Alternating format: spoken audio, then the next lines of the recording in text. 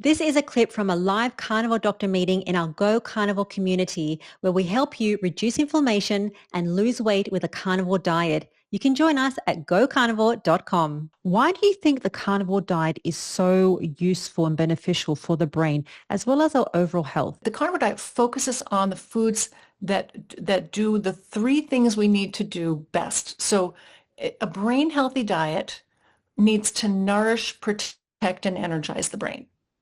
And so nourish means it needs to provide all essential nutrients. And meat, seafood, poultry, eggs are missing a couple of nutrients, but they're otherwise a nearly complete food. So we'll stick with meat, seafood, and poultry to be very strictly clear about this. Contain all of the nutrients we need in their proper forms and without any anti-nutrients to interfere with our ability to utilize those nutrients. So nourish, check. Protect the brain and the rest of the body. Protect the brain from damage, damaging inflammation, damaging oxidative stress, damaging insulin resistance.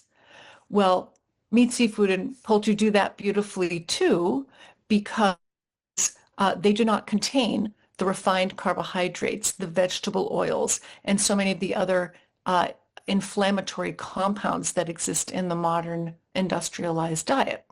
They don't contain any alcohol either, so that's another damaging ingredient.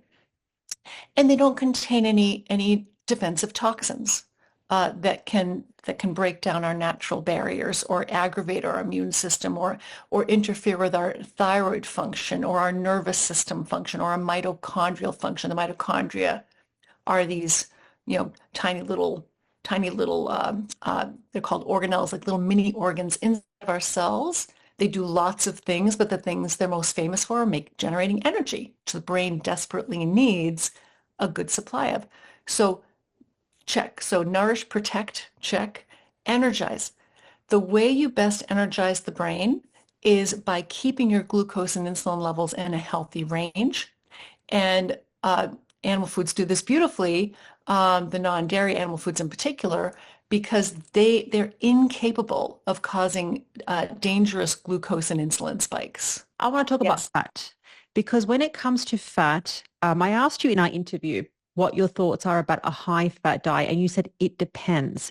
So can you clarify why it depends around high fat and macros for how much fat, how much protein to optimize the brain, but also our overall health? So the amount of fat in the diet is the ideal amount of fat in the diet is going to depend on your on your metabolic health, on your current state and what your goals are, particularly with respect to your body fat.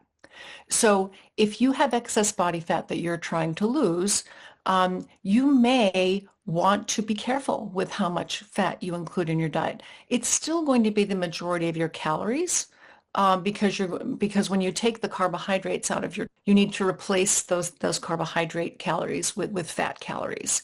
And so, protein's going to be the center of your diet, but then how much fat you include in the diet is going to vary depending on your body fat goals. So in the beginning, when you're first changing your diet, you may just want to kind of not worry about it and just eat fat to satiety until your body kind of adapts to that new diet. But then if you find that you're not working towards that your body fat isn't budging you've got stuck at a plateau, for the very first thing I would say is take the dairy out because dairy is one of the biggest culprits when it comes to weight loss plateaus and cravings and all that sort of thing. But the next thing I would recommend if you've already taken out the dairy is to dial down the fat a little bit because what you want to be doing is burning your body fat primarily. You don't want most of the fat in your diet to be coming from your plate.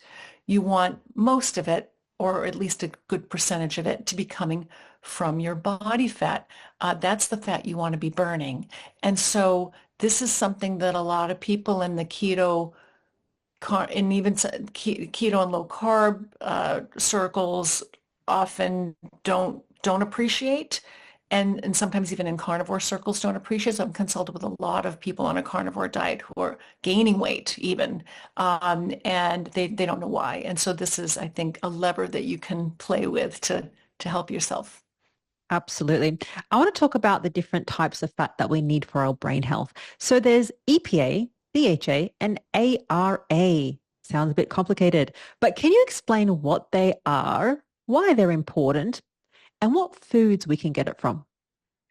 Yeah, so these are the long chain omega-3 and omega-6 fatty acids. So these are EPA, DHA, ARA. ARA is arachidonic acid.